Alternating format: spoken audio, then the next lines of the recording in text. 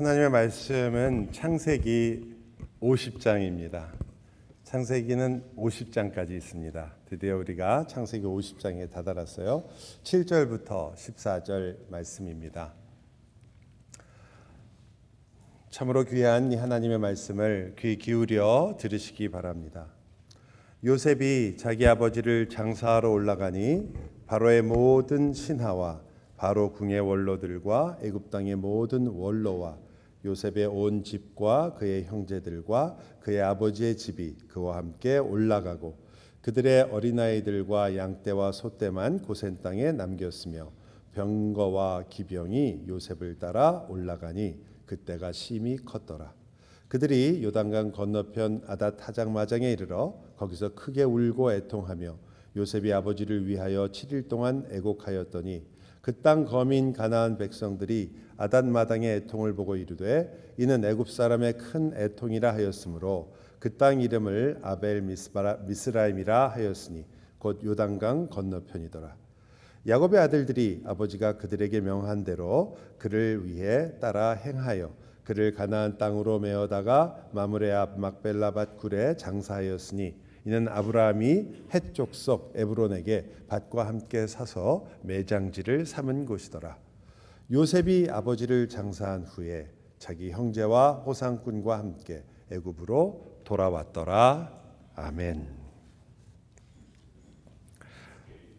대개 오늘 여러분이 읽은 이 구절 자체가 어떻게 야곱이 가나안까지 가서 장례를 치르게 되었는가라는 그런 내용이고, 전 지난주에 말씀드린 것처럼 지난주 말씀, 즉 야곱의 죽음과 함께 같이 짝을 이루는 말씀입니다. 오늘날은 어떤 면에서 슬픔이라는 단어가 예전과는 다르게 너무 부정적인 의미로 그리스도인들에게 새겨져 있지 않나 이런 생각을 들 때가 있습니다.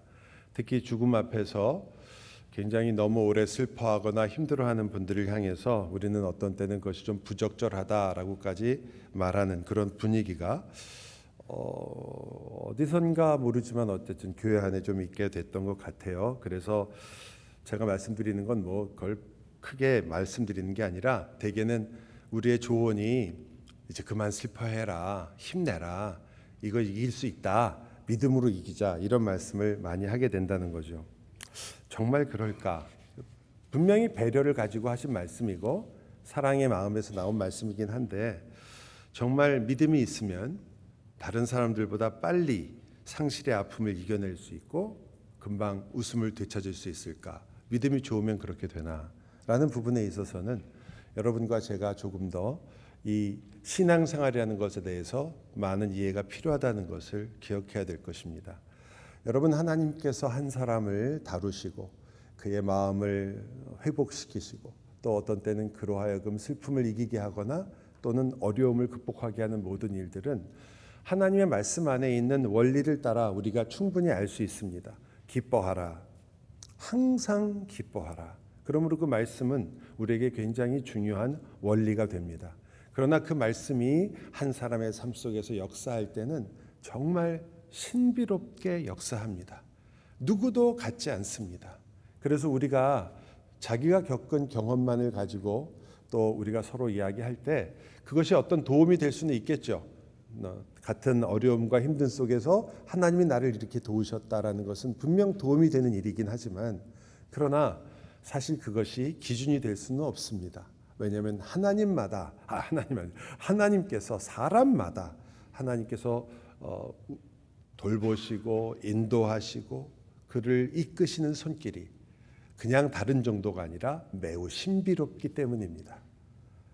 어떤 이들은 5, 6년이 걸리는 그런 긴 여정을 통해서 슬픔과 아픔을 극복하는 이들이 있고, 어떤 이들은 1년 만에 혹은 그렇게 긴 시간이 아닌데도 금방 회복한 것처럼 보일 때가 있습니다.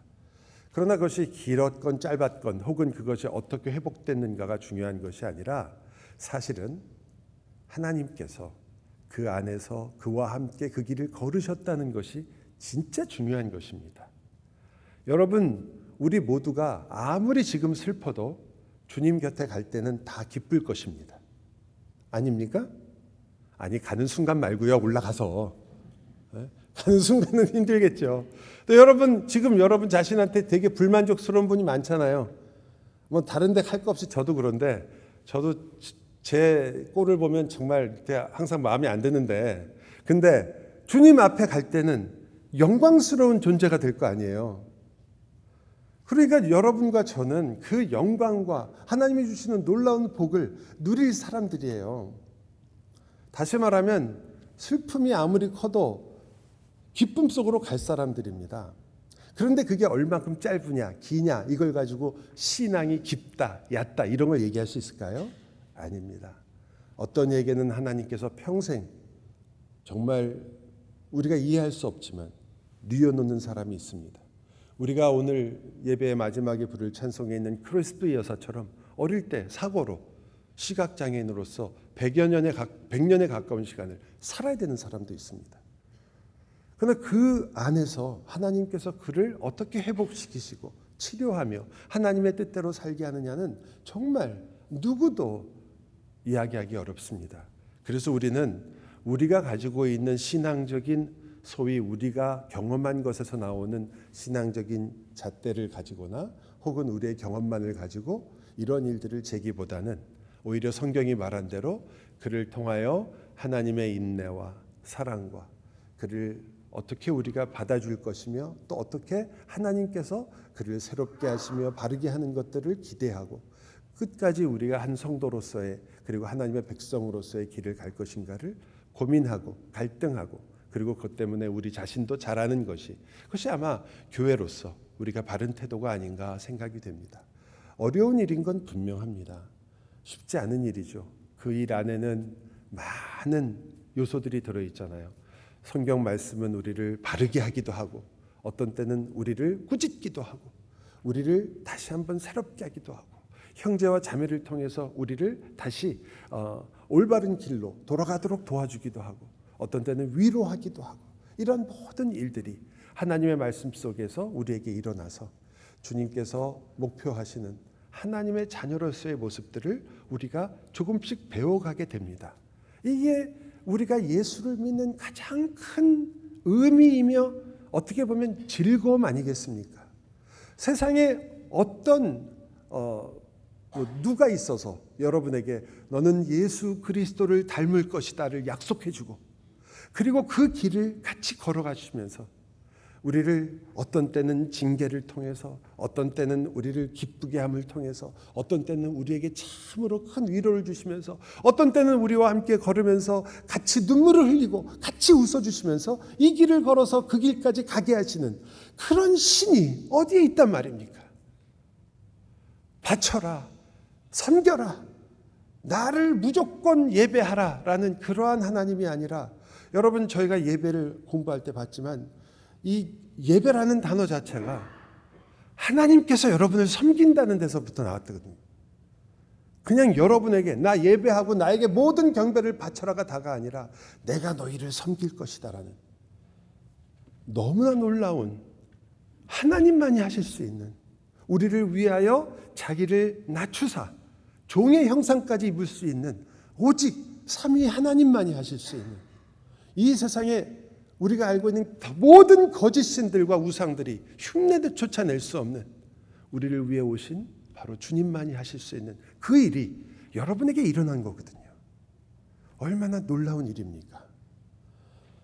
우리가 오늘 본문에서도 우리가 어떻게 그 일을 감당하게 될 것인가를 잠깐 다루긴 되겠지만 주님 앞에서 우리는 먼저 정말 제가 이 일은 정말 어떻게 설명을 해서 여러분의 마음을 여러분 이거 충분히 기뻐해도 됩니다. 이거 너무 좋은 겁니다. 이 세상 살아가는데 이것보다 힘이 되는 게 어디 있습니까? 내 인생의 마지막이 그리스도를 닮을 거라는 이 놀라운 확신을 하나님께서 약속하신 것 이것보다 더 놀라운 게 어디 있습니까? 여러분 다 속으로 다 설마 하시죠 지금? 설마 예수님을 닮다니 이건 이제 그러기를 하나님이 원하시는 거겠지.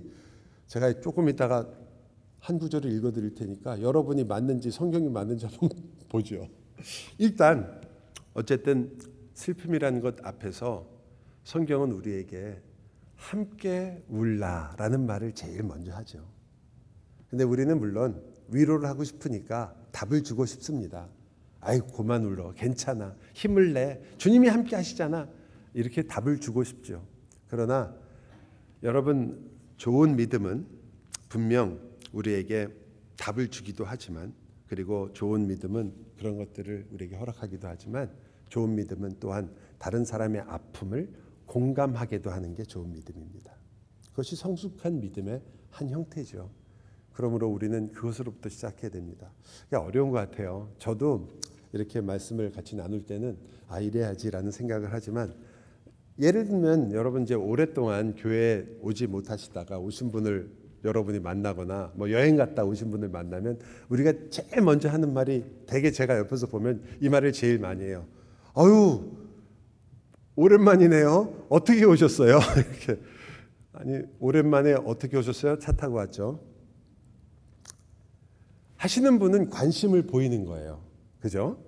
근데 여러분 입장을 바꿔놓고 듣는 사람은, 아니 뭐 어떻게 왔냐니, 그럼 뭐 나보고 뭐 괜히 왔다는 말인가, 내가 온 게 별로 기분이 안 좋다는 뜻이냐, 이런 생각도 하실 수 있는 거죠. 저도 그런 실수를 자주 하는데, 저는 이런 말을 가끔 할 때가 있어요. 아우, 정말 오랜만에 봤으니까 얼굴 잊어버릴 뻔했어요. 생각해 보니까 상당히 기분이 안 좋을 수도 있잖아요. 얼굴 잊어버릴 뻔했어요. 차라리 속마음대로 말하면 얼마나 좋아요. 정말 반갑다, 오랜만에 봤는데 참 반갑다, 보고 싶었습니다 라고 얘기하면 훨씬 더 우리 마음을 전달하기가 좋을 텐데, 우리는 이상하게 돌려 말하는 것이 훨씬 더 익숙한 것 같아요. 그러다 보니까 우리의 진정한 마음이 전달이 안 될 때가 참 많습니다. 여러분, 슬퍼하는 이와 함께 슬퍼하고 기뻐하는 자와 함께 기뻐한다는 이 귀한 성경의 원리들이 어쩌면 우리 삶에서 잊혀지지 않은, 그래서 우리가 서로를 위로하는 그 일이 돼야 되지 않나, 그렇게 돌아보게 됩니다. 물론 성도는 너무 슬퍼해서 슬픔에 빠질 수는 없습니다. 그러나 동시에 우리는 너무 상실하는 아픔, 그리고 슬픔을 너무 쉽게 지나치고 쉽게 서둘러 잊으려고 하고 잊게 만들려고 하는 그러한 일들도, 글쎄요, 하나님께서 우리에게 함께 슬퍼하고 아파라는 말씀을 생각한다면 우리는 그 모든 일 가운데 조금 더 내가 함께 걸어가며 함께 신앙생활하고 하나님이 그와 함께 하듯이 나도 그들과 함께 한다라는 그 마음이 필요한 거다, 그렇게 생각을 하게 됩니다. 말씀드린 것처럼 믿음은 슬픔을 이기게 하는 힘이 되어줍니다. 그러나 동시에 믿음은 우리의 기쁨, 아픔과 상실도 공감하게 하기 때문에 요셉은 그의 형제들과 함께 울었습니다. 여러분, 70일을 울었어요. 처음에 40일 동안은 미이라를 만드는 기간이 필요하기 때문에 40일은 미이라를 만드는 동안, 그것까지 합쳐서 나머지 30일, 그래서 70일 동안을 울었습니다. 그리고는 거기서부터 가나안까지 가는 동안도 약 2주에서 3주가 걸린다고 쳤을 때, 그러면 어떻게 되는 거죠? 2달에다가 석 달이 된 거예요 벌써. 그리고는 거기 도착해서 요단강 건너편에서 7일 동안을 또 애통하고 심하게 울었습니다. 3달 반 혹은 4달 가까이를. 오늘날로 치면 말이 안 되는 얘기죠. 이 사람들이 정신이 있는 것인가. 그런데 그렇게 했습니다. 그것은 그 슬픔을 통하여, 그리고 그 슬픔을 표현하면서 하나님께서 주신 우리의 가족들과 우리의 사랑하는 이들과 그들을 마음으로부터 우리가 함께 고통을 나누고 그 고통과 고통의 아픔들을 함께하는 시간들이 필요하다는 것도 동시에 말하는 거죠. 저는 여러분에게 장례 기간을 오래 가져야 된다고 말씀드린 것은 물론 아닙니다. 그러나 우리가 어쩌면 너무 슬픔을 가볍고 그리고 쉽게 그저 지나가는 것으로 생각하는 것이 아닌가. 우리의 아픔은 정말 아픈 거거든요. 우리가 여러 가지 일로 또 많은 사정상 슬픔과 아픔을 겪게 되겠지만, 우리가 먼저 그것들을 같이 정말 아픈 것이다, 나도 그 일을 당했다면 얼마나 슬픈 일인가, 신앙적으로 답을 주기 전에 함께 울고 함께 아파하는 그 마음이 우리 모두에게 진정 필요한 것이라 생각이 됩니다. 요셉과 그의 형제들은, 그리고 애굽의 그의 친구들은 그렇게 했습니다. 얼마나 큰 위로가 됐을까요? 이 슬픔이라는 단어와 함께 우리가 오늘 읽은 그 본문의 내용에서 가장 중요한 단어는 지난주에 말씀드린 올라간다는 단어예요. 읽으시면서도 느끼셨을지 모르겠어요. 올라간다는 말의 히브리어가 뭐라고 말씀드렸죠? 올라간다의 히브리어. 이렇게 될 줄 알았어요. 알면서도 왜 물어볼까? 올라간다의 히브리어는 올라입니다. 그래서 제가 번제가 이렇게 연기가 올라가는 거라서 번제도 올라라고 이렇게 말씀드렸잖아요. 올라간다는 말은 애굽에서부터 가나안으로 올라간다는 뜻입니다. 이게 그래서 출애굽 언어예요. 출애굽 언어입니다. 그러니까 지금 시신을 옮기러 가는 게 지금 포인트가 아니고 사실상 그렇게 본다면 야곱이 이런 말을 할 이유가 없죠. 야곱은 자기가 알고 있단 말이에요. 자기가 죽으면 자기의 영혼이 하나님과 함께 있는 것을 알고 있어요. 조상들과 함께 하나님과 함께 있을 것이다. 그런데 그가 부탁하는 거죠. 내 육신을 그곳에다가 가나안 땅에 묻어달라. 이게 상징적인 의미라는 겁니다. 이거 무언가를 가리키려고 하는 거예요. 무언가를 확신시키려고 하는 겁니다. 다름 아닌 너희가 이제 저 약속의 땅으로 가게 될 것이다. 그래서 우리는 이것을 야곱의 출애굽이라고 부르는 거죠. 여러분, 우리는 아브라함의 출애굽도 알고 있습니다. 하나님께서 아브라함을 애굽까지 보내셨다가 다시 아브라함이 그것으로부터 나오는 스토리를 알고 있죠. 그러나 오늘 이 야곱이 이번에는 이 애굽으로부터 나오게 되는 하나님의 약속의 그림자를 보여주게 됩니다. 자, 그렇다면 그 약속의 그림자를 조금 더 자세하게 한번 살펴보려고 해요. 이집트에서 애굽에서 어떤 시신을 처리하는 방식이 있죠. 여러분이 박물관에 가서 보면 미라라는 것이 있습니다.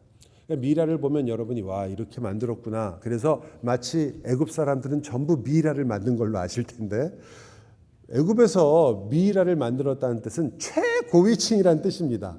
엄청난 부자들이에요. 일반적으로는 어떻게 했냐면 시신을 깨끗이 씻어서 햇볕에 말리거나 소금으로 절이는 일들을 훨씬 많이 했습니다.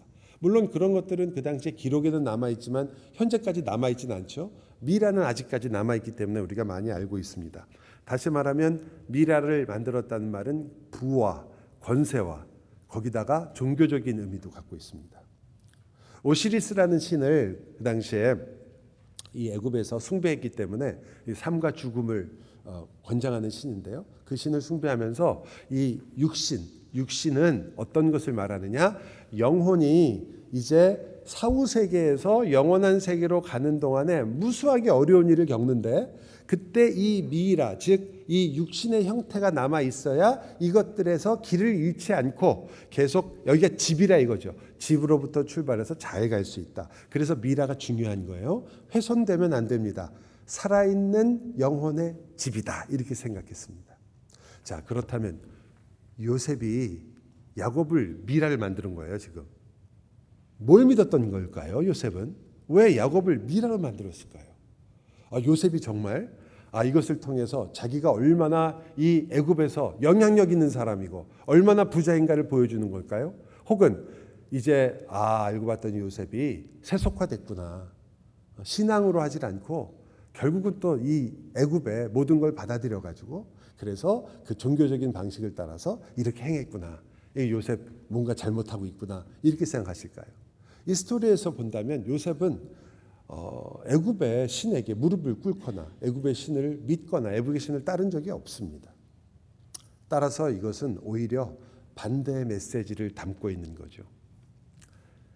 당시 미라라는 것은 아까 말씀드린 것처럼 애굽의 최고의 의술을 상징하는 것이고 최고의 문화적인 면이고 최고의 종교적인 상징입니다. 영원한 생명을 상징할 정도로 상징하는 일입니다. 그런데 야곱을 그 미라로 그렇게 처리한 그 일은 그래서 야곱에게 최고의 권세와 야곱이 얼마나 중요한 인물이고 야곱이 내 아버지인데 얼마나 높임을 받아야 되는가 그런 것을 이야기한 것은 아닌 거죠. 사실 아까 말씀드린 것처럼 반대적인 메시지를 말하고 있는 것입니다. 이집트가 가장 자랑하는 최고의 기술, 애굽이 가장 자랑할 만한 그 최고의 문화, 그리고 누구도 흉내낼 수 없을 정도의 종교적인 의미를 가지고 있는 이 최고의 모든 것들, 애굽의 최고의 것들이 요셉에게는 무엇이었습니까? 야곱이 그것으로부터 긴 기간 동안 가나안에 갈 때까지 시신이 썩지 않도록 하는 것 외에는 아무런 의미가 없었습니다. 다시 바꾸어 말하면 애굽의 모든 기술과 모든 부와 모든 자랑들이 사실은 약속의 땅 가나안에 들어가게 하는, 그때까지 이 시체를 썩지 않게 하는 단순한 기술과 수단에 불과했다는 말입니다. 이 말은 이런 뜻이 되는 거죠. 결국은 애굽의 모든 것이 요셉의 입장에서 가나안의 그 약속의 땅에 가기 위한 방부제밖에는 의미가 없었던 겁니다. 여러분, 방부제를 왜 음식에 직접 넣는 게 아니라 이게 팩을 할 때 여러분이 팩을 뜯다 보면 방부제가 나오잖아요. 왜 방부제를 거기다 넣죠? 예를 들어 빵을 이렇게 사왔는데 빵 속에 빵 안에 들어있는 게 아니라 빵 밖에 이렇게 방부제나 혹은 그런 게 이렇게 들어있을 때가 있잖아요. 뭐 방습제나 이런 게 들어있을 때 있잖아요. 왜 그렇게 넣죠? 빵을 보호하기 위해서 넣잖아요. 거기 써 있죠. 이렇게 들어서 보시면 먹지 마시오. 근데 만약에 어떤 아이가 그걸 꺼내가지고 빵은 안 먹고 그걸 먹으면 어떻게 하십니까? 야, 그거 먹는 거 아니야. 그리고 야단칠 거 아니에요. 여러분이 그렇게 하면 사시는 건 모르시죠? 여러분이 세상 속에서 살 때 여러분은 세상이라는 방부제, 세상이라는 방습제, 하나님의 나라를 위해서, 하나님의 일을 위해서 하나님께서 허락해 주신 많은 것들을 오히려 주객이 전도돼서 하나님이 주시는 하나님의 나라의 영광과 거룩과 하나님이 주시는 모든 복은 먹질 않고 뭘 먼저 뜯어봐요? 방습제를 먼저 뜯어서 그 알갱이들을 입에 넣고 야, 맛있다, 이게 최고야 라고 하는 것과 뭐가 다른 거예요? 이 세상이, 즉 이 애굽이 여러분에게 줄 수 있는 그 많은 세상의 것들을 보면서 이 최고의 기술들, 최고의 능력, 이런 것을 보면서 우리는 쉽게 흔들릴 때가 있습니다. 하나님 좋지, 믿음도 좋지, 그리고 우리가 잘 믿는 게 얼마나 중요한 일인가. 그러나 사실은 뭐만큼은 못한 거죠? 돈만은 못해요. 우리는 말은 그렇게 하지 않지만 우리의 삶으로는 그렇게 보이게 되는 거죠. 우리는 방부제, 방습제를 가장 맛있는 것처럼 모아서 먹으려고 하는 것입니다. 하나님이 정말 우리에게 주시려고 하는 약속의 땅은 잊어버릴 수 있는 거죠. 요셉은 거기에 대해서 반대로 지금 말하고 있는 겁니다. 애굽의 모든 아무리 높은 것들이라 할지라도, 세상이 나에게 줄 수 있는 어떤 것이라고 할지라도 그것은 하나님의 약속의 땅을 가기 위한 하나님께서 허락하신 방습제에 불과하다, 방부제에 불과하다. 우리에게 내가 내 눈을 잃지 말아야 할 것은 바로 이곳에 있다. 어떻게 본다면 여러분은 이 일에 있어서 하나님께서 이것을 얼마나 중요하게 우리에게 메시지로 전달하는지를 놓칠 수가 있어요. 그래서 장례 행렬을 한번 보시면 더 분명해져요. 얼마나 화려한 장례 행렬입니까? 나중에 병거와 기병까지 같이 해서 군대도 같이 간 거예요. 애굽의 모든 장로들이 같이 갔다고 그랬습니다. 높은 고위에 있는 사람들이 얼마나 많이 같이 가는지 알 수 있고, 심지어 마지막에 뭐라고 말하냐면 큰 무리가 됐다고 얘기합니다. 굉장히 많은 사람들이 지금 가게 된 거예요. 그런데 우리는 그 화려한 장례 행렬 때문에 놓치는 게 있어요. 화려한 장례 행렬이 어떻게 갔는지 아세요? 여러분, 그것을 가지고 만약 요셉이 나를 보아라, 그리고 내 권력을 보아라, 내가 얼마나 대단한 사람인가를 보아라, 애굽 왕조차도, 바로조차도 나에게 이런 것들을 다 줄 수밖에 없었다, 그러면서 그것을 자랑하며 갔더라면 어떤 길을 가는 거냐면요, 애굽으로부터 저 가데스 바네아를 지나서 혹은 해변길을 통해서 가나안으로 들어가면 돼요. 헤브론이라는 지역으로. 그래서 그 가는 길 동안 누구를 만날까요? 가나안 족속들을 다 만나게 됩니다. 그러면 그들이 보고 어떻게 돼요? 이야, 역시 저 애굽에서 총리가 됐다고 하더니 요셉이라는 사람이 저런 사람이구나. 우리랑 같이 있던 야곱이 어떻게 저렇게 성공해서 돌아왔을까? 그의 죽음을 지금 저렇게 큰 장례 행렬을 보니까, 여러분 그렇잖아요. 그렇게 얘기할 수 있는데 여러분이 이 글을 성경을 읽어보면 어디로 갔냐면요. 요단강 건너편으로 갔어요. 요단강 건너편은 우리가 잘 아는 지역이에요. 언제 나오는 지역이죠? 요단강 건너편으로 해서 가나안으로 들어가는 거. 언제 그렇게 해요? 출애굽 때 그렇게 해요. 출애굽 때 광야에서 막 헤매다가 곧바로 들어가려고 정탐꾼 보냈다가 정탐꾼들이 와가지고 와 거기는 거인들이 사니까 우리 가면 다 죽는다. 우리는 완전히 메뚜기다. 그렇게 얘기했을 때 그때 그것으로 인해서 그들이 곧바로 들어가지 못하고 40년을 방황을 하잖아요. 기억하세요? 내년에 우리 성경 잘 읽읍시다. 이게 그렇게 되는 스토리예요. 근데 지금 이야기가 곧바로 들어갈 길을 안 가고 돌아 들어간 거예요. 옆으로. 이 말은 무슨 뜻이냐면 요셉이 지금 자기가 얼마나 애굽에서 성공했냐를 보이고 내가 얼마나 이 화려하고 멋있는 장래 행렬을 가지고 있냐를 말하려고 하는 것이 아니라 지금 우리가 가는 길은 앞으로 우리가 가나안의 약속의 땅으로 들어갈 그 길이다. 그걸 보여주려고 하는 거거든요. 초점이 어디 있습니까? 자기 자신이 누리고 있는 이 엄청난 행렬을 이야기하는 것이 아니라 우리가 지금 가나안 땅으로 가고 있다. 더 중요한 것은요. 거기까지 가서 7일 동안 울었잖아요. 그리고는 요셉과 그 가족들, 형제들만 가나안으로 들어가요. 거기까지 들어와서 아니 데리고 들어갔으면 얼마나 자랑스러운 거예요. 그동안 얼마나 우리를 업신여겼냐 너희들이. 땅 한 편밖에 없다고. 요거 하나 막벨라 굴 하나 가졌다고 얼마나 우리를 우습게 여겼냐. 근데 봐라. 지금 애굽의 군대들이 우리를 에워싸고 가고 있다. 얼마나 멋있는 거예요. 금이 환향이지. 근데 어떻게 했어요? 그들을 다 내버려 두고 하나님의 약속의 땅에 하나님께 부르신 약속의 자손들이 들어간다는 것을 그 메시지로 보여주고 있는 겁니다.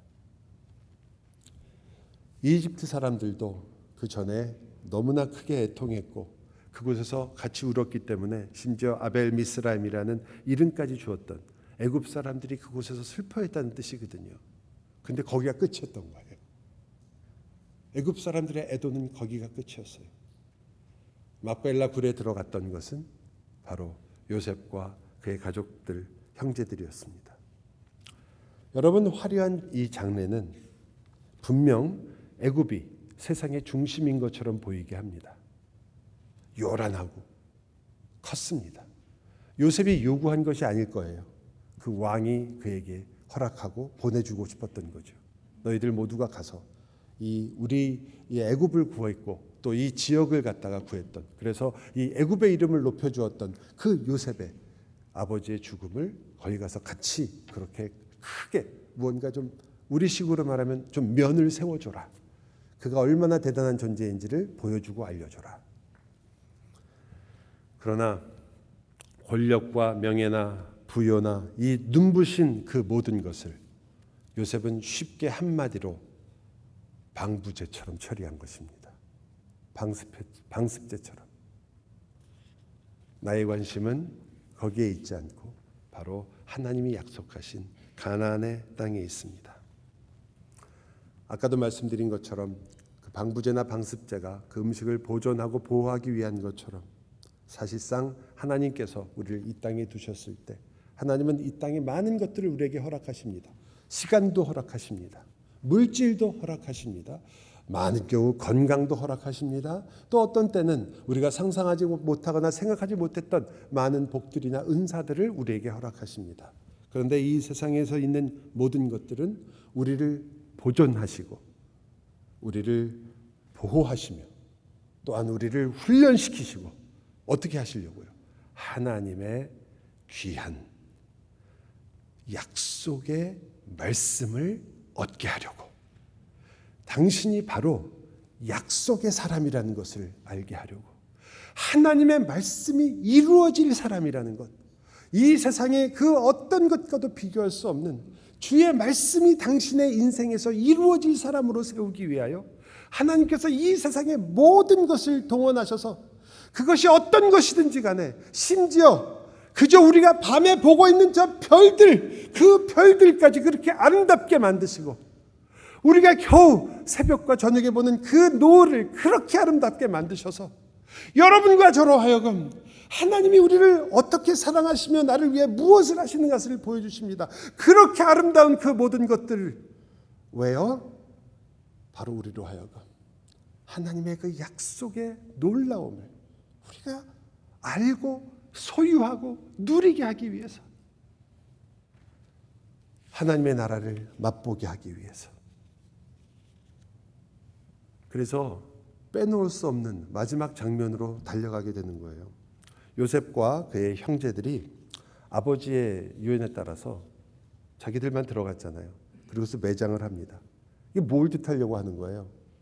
야곱은 애굽에 속한 사람이 아니라 가나안 땅에 속한 사람이라는 거 아니에요. 우리식으로 말하면 그는 이 땅에 속한 사람이 아니라 하늘에 속한 사람이라는 뜻이 되겠죠.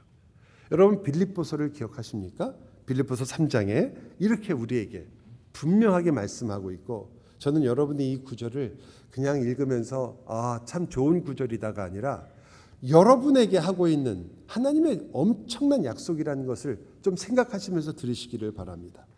우리의 시민권은 하늘에 있는지라 거기로부터 구원하는 자 곧 주 예수 그리스도를 기다리노니 그는 만물을 자기에게 복종하게 하실 수 있는 자의 역사로, 이 예수 그리스도가 누구인가를 보여주는 거죠. 만물을 자기에게 복종시키신 분이에요. 우리의 낮은 몸을 자기의 영광의 몸의 형체와 같이 변하게 하시리라. 여러분을 어떻게 하신다고요? 영광의 몸, 그리스도의 몸과 같은 형체로 변하게 하신대요. 여러분이 지금, 여러분 많은 경우에 우리가 하나님 안에서 이렇게 사는 분이 제일 많거든요. 내가 이제 예수를 믿었어요. 그러니까 예수 믿는 사람답게 살아야지. 그러니까 어떻게 해요? 내가 이제부터 좀 더 괜찮은 신앙인이 되기 위해서 살기 시작합니다. 남보다 혹은 자기 자신에게 만족할 만한 좀 더 나은 신앙인이 되고 싶은 거죠. 여러분, 그것은 나쁜 일이 아니기 때문에 누구도 여러분에게 시비를 걸지 않겠지만, 그러나 생각해 보세요. 이 세상에 가면요, 많은 사람들이 자기 개발을 하고 삽니다. 누구도 남에게 말 듣고 싶지 않고 누구보다도 남에게 인정받고 싶습니다. 그래서 선한 사람이 되고 싶어 해요. 누구보다도 더 이 세상에서 괜찮은 사람으로 살고 싶어 합니다. 이왕이면 머리만 좋은 게 아니라 성격도 좋은 사람이 되고 싶습니다. 이왕이면 일만 잘하는 사람이 아니라 훌륭한 사람이 되고 싶습니다. 누가 그것을 거부하겠습니까? 그래서 어떤 사람들은 자기 시간을 쪼개서 공부를 하고 자기 시간을 쪼개서 더 좋은 인간이 되기 위해서 노력합니다. 그러면 여러분과 그렇게 사는 분들과 무슨 차이가 있겠습니까? 우리는 그저 교회에서 열심히 그렇게 할 뿐이죠. 우리의 목표는 우리는 그래도 예수님을 목표로 해서 사는 거다. 그건 어쩌면 다를지 모르겠습니다. 성경이 과연 그것을 말할까요? 지금 여러분이 읽은 구절은 여러분에게는 굉장히 샤킹이 될지 모르지만 이렇게 말하고 있는 것입니다. 내가 너를 영원한 영광의 몸의 자리에 이르게 할 뿐만 아니라 그 영광에서 영광으로 이르게 하리라. 그것은 고린도전서 15장에 나온 말씀이죠. 몸만 변하는 걸 얘기하는 게 아니라요, 여러분을 영광에 이르게 한다고 얘기해요. 그래서 이것을 우리가 영화에 관한 가르침이라고 얘기합니다. 여러분과 제가 이 세상을 하직하면 그때 어떻게 된다는 거예요? 영광스러운 몸을 입을 뿐만 아니라 그리스도의 영광에 참여하게 된대요. 그럼 저는 여러분이 이런 질문을 하는 게 마땅하지 않아요? 그래? 그럼 어차피 그렇게 된다면 여기서 내가 뭐 그렇게 애쓰면서 살 필요가 있나? 여기서 이렇게 착하게 될 이유가 없잖아요. 나중에 그렇게 될 건데. 아닌가요? 그 질문을 하셔야 이게 맞는 거예요. 이해를 하신 거예요, 이게요. 그 질문을 하셔야 돼요. 아니, 그렇게 하나님께서 그럼 어느 날 나를 그렇게 놀라운 영광의 자리로 바꿔주신다면 나 여기서 왜 이러고 있어? 그냥 내가 하고 싶은 대로 살다가 그날 짠 하고 변하면 되는 거지. 그러니까 여러분, 하나님께서 주시는 그 일은 절대로 여러분이 굉장히 괜찮은 인간이 되는 게 목적이 아닌 거예요. 여러분과 제가 그토록 갖고 있는 영원히 벗어나지 못하는 자기 중심적인 생각이 그거거든요. 적어도 훌륭한 신앙인들조차도 뭘 갖고 있어요? 나는 남보다 좋은 신앙을 갖고 싶은 거예요. 좋은 의미에서 그러신 거 압니다. 그러나 뭘 잊어버리는 거죠? 그 좋은 신앙을 갖고 있는 내가 되고 싶은 거예요. 좋은 신앙 때문에 하나님의 영광이 아니라 사실은 좋은 신앙을 갖고 있는 내가 되고 싶어요. 그래서 다른 사람들보다 괜찮은 신앙을 갖고 싶은 거예요. 혹은 비교를 안 하더라도 나 자신이 만족할 만한 신앙을 갖고 싶은 거예요. 근데 그것이 잘못됐다고 누가 얘기하겠어요? 그렇게 열심히 신앙을 위해서 애쓰고 있는데 누가 뭐라고 하겠어요? 근데 그게 함정일 줄이야. 왜냐하면 그건 하나님이 주신 데잖아요. 그러니까 그것 자체가 우리가 쫓아다니고 그걸 얻으려고 온 노력을 다해서 가지려고 해야 되는 것이 아니라 사실은 성경은 너희가 이 땅에서 그 하나님이 주실 것을 바라보기 때문에 여기서 실망하거나 좌절하지 말고 오히려 너희가 진정 하나님께서 원하시는 것이 뭘까요? 여러분의 부모라면, 여러분이 자식을 낳아서 자식을 키워봤다면, 그리고 자식이 있는 분이라면 다 아실 것이고, 그렇지 않더라도 수많은 간접 경험을 통해서 여러분이 아실 거예요. 여러분이 자녀에게 원하는 게 뭐예요? 여러분이 정말 자녀가 무엇이 되기를 원합니까? 그 자녀들이 어떻게 살기를 원하시겠어요? 자녀들이 정말 자녀들에게 여러분이 줄 수 있는 최고의 것을 주고 싶지 않겠습니까? 아닌가요? 할 수만 있다면 하나님에게 최고의 것이 무엇일까요? 하나님에게 있어서 비교할 수 없는 가장 좋은 것이 무엇일까요? 하나님은 말씀하시는 거죠. 완전하신 하나님 자신인 거예요. 여러분과 여러분의 인생 속에서 하나님이 이 땅에서 여러분과 함께 걸어가며 하나님을 알아가고 그 하나님을 의지하여 내 인생이 내 힘으로 사는 것이 아니고 나는 연약할 수밖에 없으며 나는 하나님의 의에 도달할 수 없으며 내가 가지고 있는 모든 노력을 다해도 나는 사람끼리 비교한다면 조금 더 온전하고 완전한 사람이 될지는 모르지만 그러나 하나님 앞에 내가 아무것도 자랑할 수 없는 사람이라는 것을 정말 고백하게 된다면 우리는 그저 그 주님 하나님이 나를 어여삐 보시며 하나님께서 나와 함께 동행하시며 주님이 나의 인생을 같이 걸어가 주신다는, 그래서 끊임없이 나 자신에게는 절망스러우나 그러나 예수 그리스도로 말미암아 새 힘을 얻는, 그리스도만을 의지하며 그 힘으로 사는 그것을 우리가 한마디로 뭐라 그래요? 예수를 사랑하더라예요. 주님을 사랑하더라. 우리는 그 주님을 사랑하도록 부름을 받았어요. 여러분과 저는 뜨거운 사랑을 위해서 부름을 받았어요. 여러분의 마음속에 내가 또 누군가를 언제 또 사랑할 수 있을까라고 만약 생각하신다면 아니요. 여러분 안에는 성령 하나님이 주시는 불꽃이 있어요. 우리 특히 연세가 있으신 우리 권사님들 잘 들으세요. 마음속에 뭐가 있다고요? 있어요. 제가 확실하게 알아요. 왜냐하면 드라마 보시면서 우시잖아요. 네? 드라마에서 화가 나고 속상해 하시잖아요. 어떻게 저렇게 할 수 있을까? 그리고 거기서 알콩달콩 예쁜 사랑이 나오면 뭐라 그래요? 아휴, 나도 저렇게 한번 살아봤으면. 해요, 안 해요? 하시죠? 여러분 안에 없지 않습니다. 하나님이 주신 불꽃이 있습니다. 그 불꽃을 태우는 주님을 사랑하는 그 사랑이 여러분으로 하여금 끊임없이 십자가를 바라보게 하고 예수를 닮게 하고 주님이 기뻐하시는 그 말씀을 따라 살려고 하는 의지를 여러분에게 허락하며 그 성령 하나님께서 여러분으로 하여금 내가 이렇게 사는 것이 아니라 주님의 나라에 주님을 향하여 살아야 된다고 생각하고 그러면서 내가 나 자신을 누군가로 만들기 위해서가 아니라 예수 그리스도를 사랑하는 자로 살기를 삼위의 하나님의 그 놀라운 교제 속으로 아버지와 아들과 성령께서 누리시는 그 놀라운 교제 속으로 들어와서 그 사랑을 풍성히 누리고 그 안에서 위로를 받고 힘을 얻으며 그를 의지하고 그와 함께 걸어가기를 정말 원하시는구나. 하나님이 가장 원하시는 게 아닐까요? 주님께 가까이 가는 삶은 주님을 사랑하는 삶입니다. 주님을 사랑할수록 우리는 말씀대로 사는 것이 기쁨이 됩니다. 멍해가 되지 않습니다. 연애해 보신 분들은 제 말을 잘 아실 것이고 연애를 안 해보신 분들은 드라마 대사를 보고 다 아실 겁니다. 당신을 위해서라면 무엇도 할 수 있다라고 그러잖아요. 왜? 뭐 이유가 하나밖에 없어요. 사랑이지. 그것이 가장 옳고 그것이 가장 아름답기 때문에 우리는 주님이 주신 그 말씀대로 사는 것이 기쁨이 됩니다. 나의 완성을 위해서 사는 것이 아니라 나의 연약함을 고백하며 주님을 더욱 의지하는 것, 그걸 믿음이라고 합니다.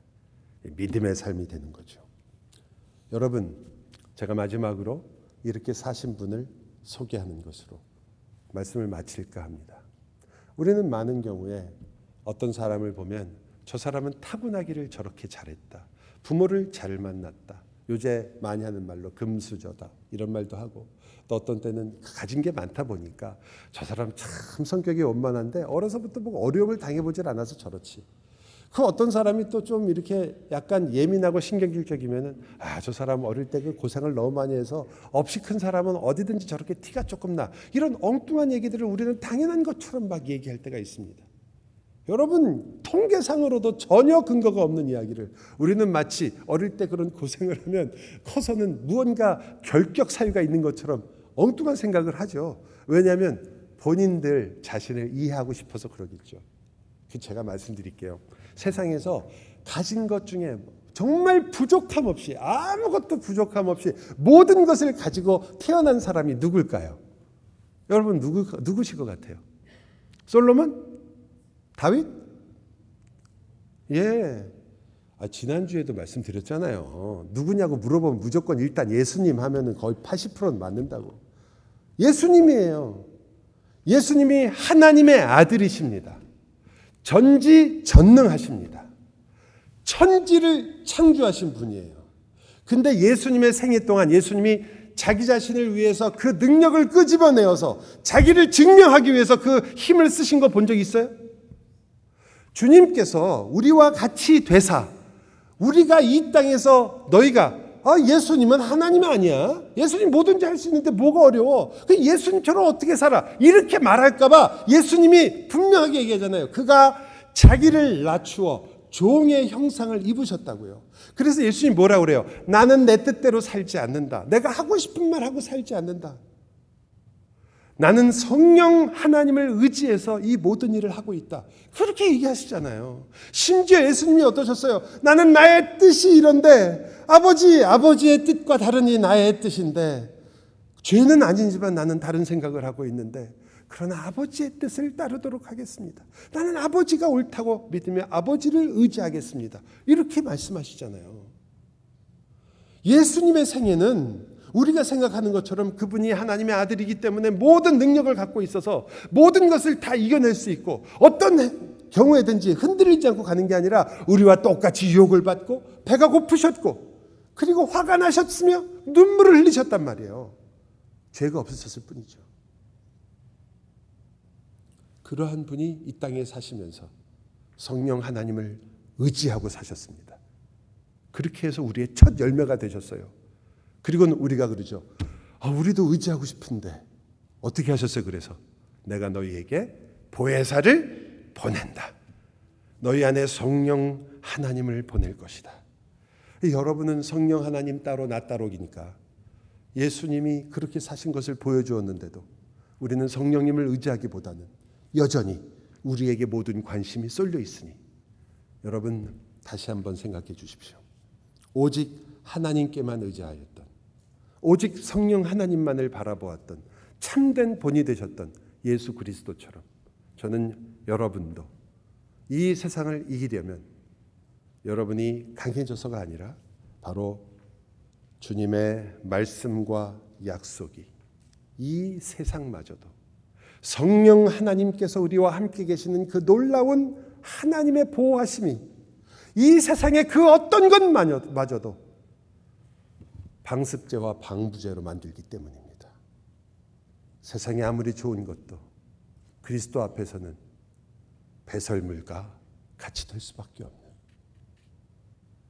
나의 인생 속에서 하나님을 드러내도록 만들어줄 수밖에 없는 하나님이 놀라운 분이라는 것을 고백하게 만들어줄 수밖에 없는. 그러므로 우리는 세상에 살지만 세상에 속하지 않습니다. 우리는 하늘에 속한 사람들입니다. 기도합시다.